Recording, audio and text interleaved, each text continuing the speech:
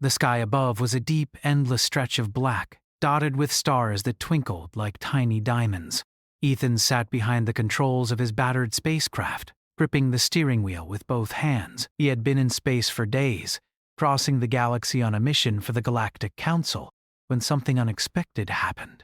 His ship, the Nova Ranger, was suddenly struck by a burst of fire from an unknown enemy. Sparks flew from the dashboard as warning lights flickered on, blinding him with their bright red glow.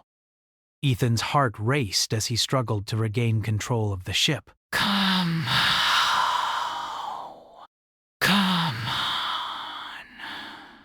he muttered under his breath, sweat beginning to trickle down his forehead. His fingers danced over the control panel, trying to stabilize the ship, but it was no use. The damage was too severe. The engines sputtered and died, leaving him at the mercy of the unknown forces chasing him. His ship shook violently as it plummeted toward the surface of the planet below. The ground was coming up fast, and Ethan knew he had only seconds to react. He pulled the emergency lever and the craft's emergency thrusters kicked in. The ship jolted, slowing their descent just enough to avoid a deadly crash landing. But it wasn't enough. The Nova Ranger slammed into the ground with a violent crash, sending a shockwave through the barren landscape. The sound of twisting metal and the screech of the ship's hull splitting apart echoed through the air. Ethan groaned as he regained his senses, his head pounding. He unstrapped himself from the seat and stumbled out of the cockpit. The ship had crashed in a desolate desert, the sand stretching endlessly in every direction. There was no sign of civilization, no signs of life, just the emptiness of space. His ship was wrecked beyond repair, and the communication system was fried. Ethan cursed under his breath, alone on an alien planet with no way to call for help. He grabbed his emergency survival pack from the storage compartment and slung it over his shoulder. There was no telling how long he'd have to wait here, but he had been in worse situations before. He had survived worse crashes. He had survived wars, hostile encounters, and near-death experiences. This was just another challenge. As he stumbled away from the wreckage, the heat of the planet began to beat down on him. Sweat drenched his clothes, and his throat burned with thirst. He had no idea how far he would have to walk to find help, but he had to keep moving. Sitting still was never an option. Hours passed, and Ethan continued his trek across the desert. The sun beat down relentlessly, and the ground beneath his boots seemed to stretch on forever. His mind raced, trying to piece together how he had gotten here. There was no way he could have predicted this. No way he could have known that the enemy forces would find him. It didn't make sense, but then again nothing in this galaxy ever did. As the day wore on, a shadow suddenly appeared on the horizon, growing larger with each passing second. Ethan's pulse quickened. It wasn't just a mirage. Something, or someone, was coming toward him. He squinted against the sun, trying to make out what it was. Then, as if the sands themselves had come alive, a figure emerged from the heat haze. It was a woman, tall and imposing, dressed in shimmering armor that glowed with an eerie, dark energy. Her skin was pale, and her eyes glowed with a strange light, a light that seemed almost unnatural. The way she walked was unlike anything Ethan had ever seen. It was as if the ground bent to her will with each step. Her movements were fluid, graceful, and yet carried an undeniable weight of power. Ethan's first instinct was to reach for his blaster, but he stopped himself. He didn't know what kind of alien she was, but he had learned to avoid unnecessary confrontation. However, as she drew closer, he could feel her eyes on him. There was no mistaking the power in her gaze. She was strong, confident, and ready to assert her dominance. When she was within a few feet of him, she stopped and studied him for a long moment. There was something almost unsettling about the way she looked at him, as if she were studying a strange specimen. Her lips curled into a faint, almost amused smile. "You're not afraid, human," she said, her voice soft but with a clear, cutting edge to it. Ethan straightened up, meeting her gaze without flinching. He didn't know who she was or what she wanted, but fear was not something he would show. He had been through too much to fear anyone. especially someone who had yet to prove herself as a threat. "No, I'm not," Ethan replied, his voice steady and calm. "I've faced worse than this." The woman's smile widened slightly, and she raised an eyebrow. She seemed intrigued, though her expression remained unreadable. "I've fought wars, survived battles with creatures far more terrifying than you," Ethan continued, his voice growing more confident. "I've seen things that would make most men quake in fear, but I don't fear you." "And I won't fear anyone." The alien woman took a step closer, her eyes narrowing, studying Ethan with a mixture of curiosity and something darker, something almost like respect. She tilted her head to one side. "You don't fear death?" she asked, her voice tinged with amusement. Ethan shook his head, his expression hardening. "Death is just another part of life." It doesn't control me. The woman stood in silence for a moment, her eyes locked on his. She seemed to be considering his words as if they carried weight. Then, without another word, she turned on her heel and began walking away. Ethan watched her retreat, still unsure of what to make of her. The encounter had been strange, to say the least, but it was clear she wasn't going to kill him, at least not yet.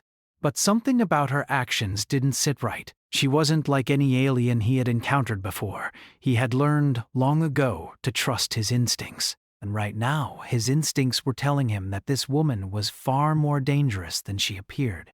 She had power. She had the ability to instill fear in others without even trying. But why hadn't she used it on him? Ethan felt a chill run down his spine, not because he was afraid of her, but because he sensed something was changing. This woman, this alien, was unlike anything he had ever faced, and for the first time in a long while, he felt like he was no longer in control. With a deep breath, he decided he couldn't let his guard down. Not yet. The last thing he needed was to underestimate her. The desert stretched out before him, still silent, but now it seemed far less empty. He wasn't alone anymore. There was something, or someone, out there with him. And from the way she had looked at him, Ethan knew that this would be just the beginning of a much larger story. The following morning, the heat of the desert seemed to intensify, with the twin suns hanging high above the barren landscape. Ethan hadn't slept much, the night having been spent scanning the horizon, waiting for any signs of life. The crash had left him with little more than the clothes on his back, his survival pack, and a damaged ship that wasn't going to get him off the planet. The alien woman was gone, her disappearance as sudden as her arrival. But the encounter had left a mark on him. Her presence lingered in his mind like a shadow, her words echoing in his ears. "You're not afraid, human." The simple statement had shaken him, more than he cared to admit. It wasn't just the question, it was the way she had said it, like she had expected him to tremble before her, to beg for mercy. But instead, he stood firm, unaffected by her dominance. The look in her eyes told him that she wasn't used to that response. She was a warrior, or at least a fighter, but she wasn't familiar with humans who didn't fall at her feet in fear. Ethan shook his head, pushing the thoughts away. He couldn't afford to focus on that woman right now. He needed to survive, first and foremost. The desert was unforgiving, and his water supply was running low. He adjusted the strap of his survival pack, filled with just enough provisions to last him a few more days if he was lucky. He had no idea how far he would have to walk to find help, or if he would even make it out of this desert alive, but he had no choice but to move forward. Ethan set off into the vast stretch of sand, each step leaving a mark in the soft surface behind him. The wind whipped around him, sending grains of sand into the air, stinging his skin. His throat was dry, and the heat from the sun seemed to press down on him like a heavy weight. His eyes scanned the horizon, hoping for a sign of civilization, but all he saw was an endless stretch of nothing. Hours passed, and the landscape remained unchanged. There were no creatures, no signs of life, just the endless sea of sand. Ethan's mind began to wander. What was this place? Why was it so desolate?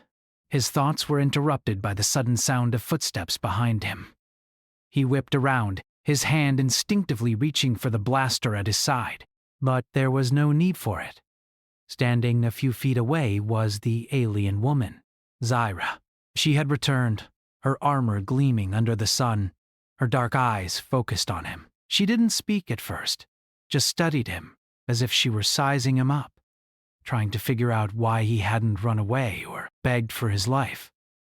"What are you doing here?" Ethan asked, his voice a mixture of caution and curiosity. Zyra tilted her head, the faintest hint of a smirk appearing on her lips. "I could ask you the same thing, human. But it seems that you are lost, aren't you?" Ethan didn't answer immediately. She was right, of course. He was lost, stranded on a planet with no way to contact his people. He had no idea where he was, and he had no idea how to get out. But he wasn't about to admit defeat, not in front of her. "I don't need your help," he said, his voice steady. "I'll find my way out." Zyra's eyes narrowed, and she took a step closer to him. "You think you can survive on this planet alone?" "You've seen the desert, human. It offers no mercy." Ethan met her gaze, unwilling to back down.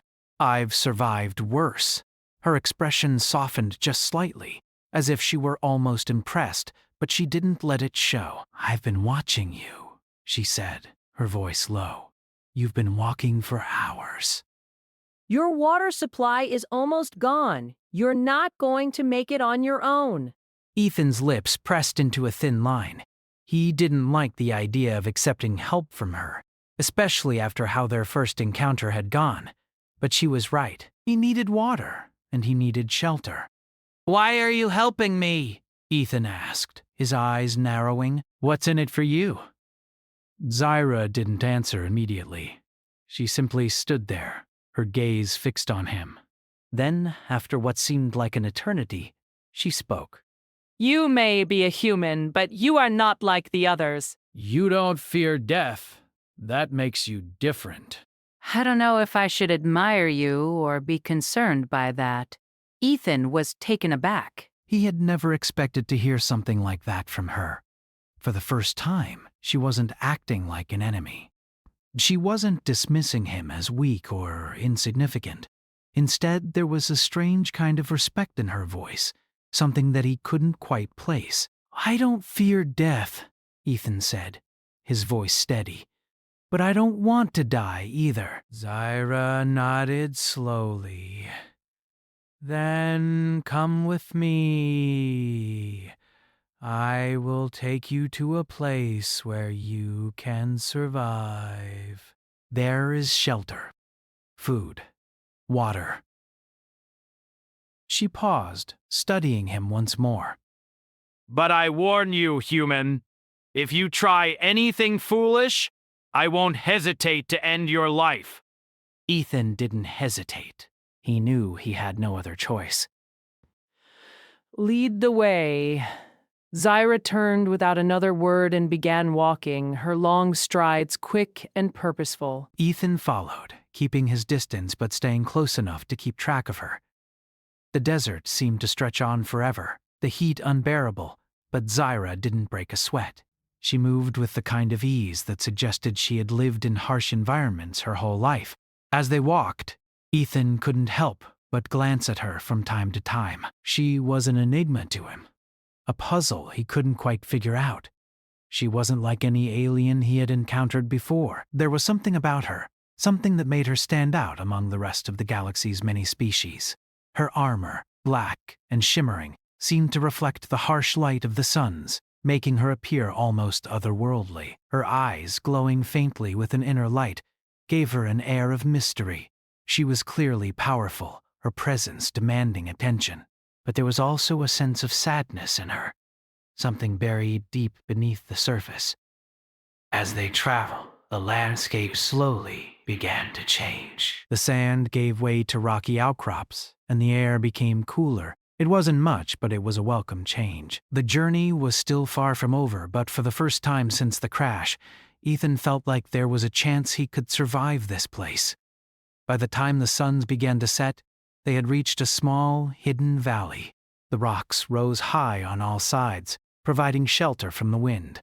A small stream ran through the center of the valley, its cool water glistening in the fading light. It was a peaceful place, a sharp contrast to the harsh desert outside. Zyra turned to Ethan, her face still unreadable. "This is where you will rest for now. Tomorrow, we will continue our journey." Ethan nodded, his exhaustion catching up with him. He didn't say anything more.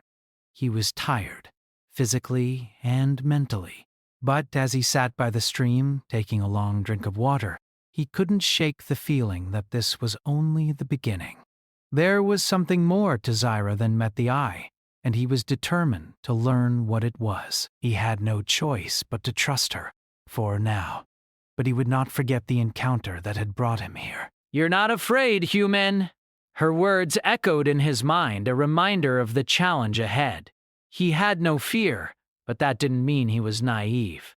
There was a long road ahead and he would have to face whatever came his way. But for now, in the quiet of the valley, he allowed himself a moment of rest. Tomorrow would bring new challenges. But Ethan was ready, and whatever Zyra had in store for him, he would meet it head on.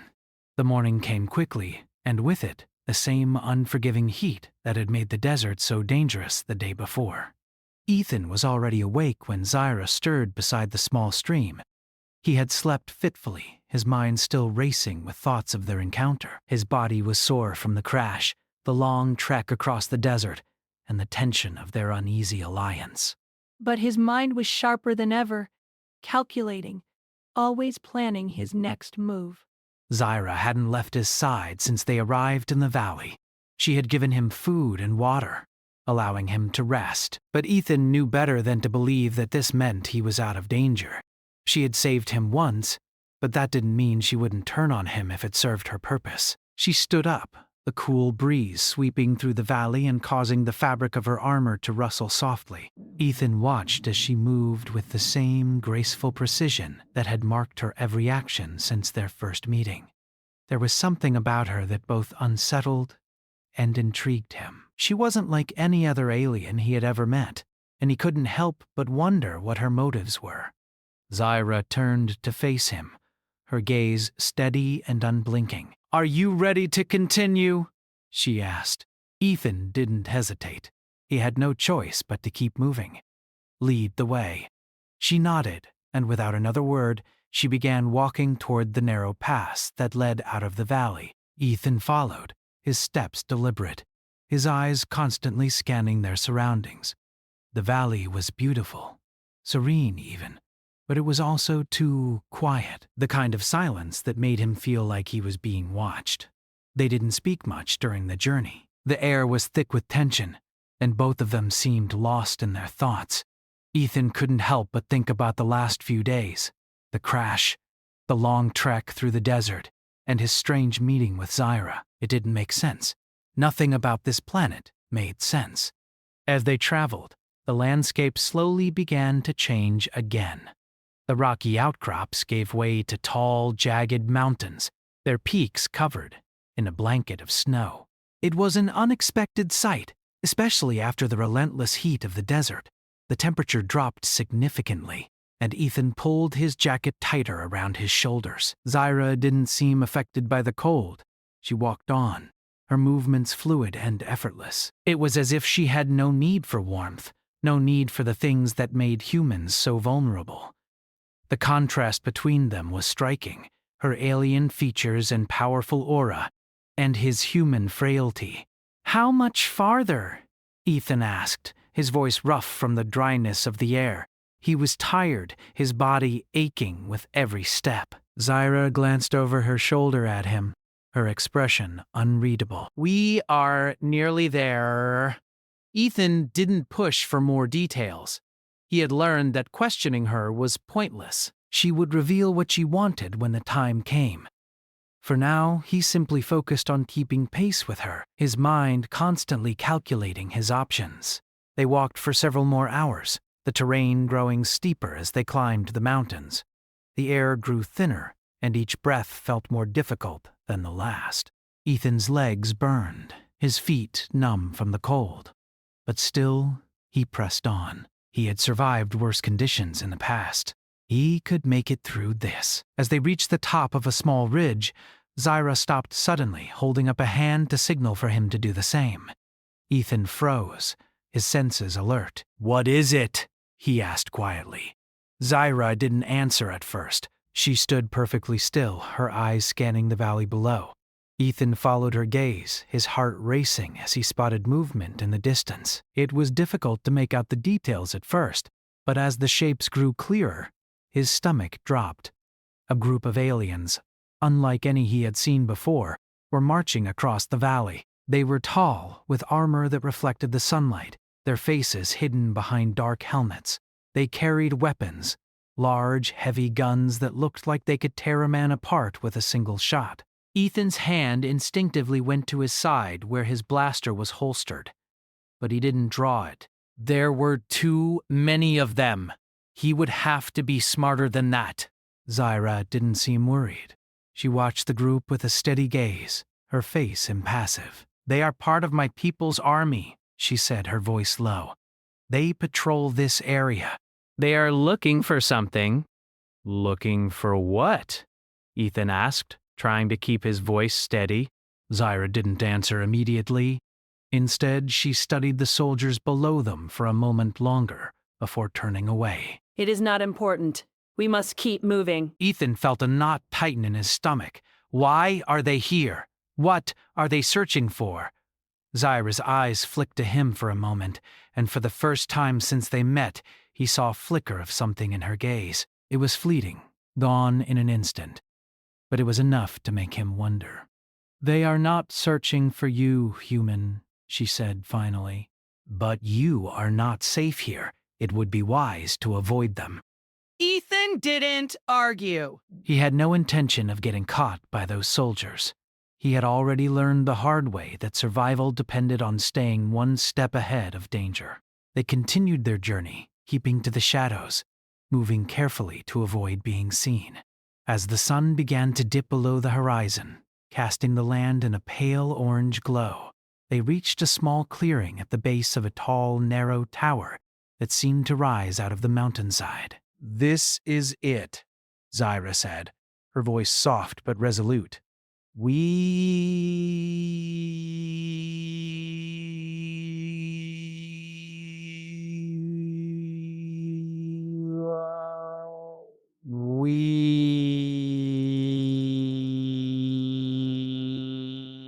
There was nothing, no movement, no sounds. It was eerily quiet, but he trusted Zyra's words, for now, at least.